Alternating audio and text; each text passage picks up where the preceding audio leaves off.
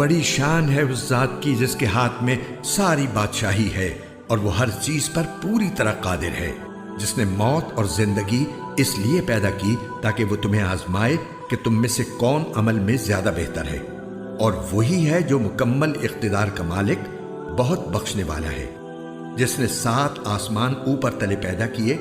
تم خدائے رحمان کی تخلیق میں کوئی فرق نہیں پاؤ گے۔ اب پھر سے نظر دوڑا کر دیکھو، کیا تمہیں کوئی رخنہ نظر آتا ہے؟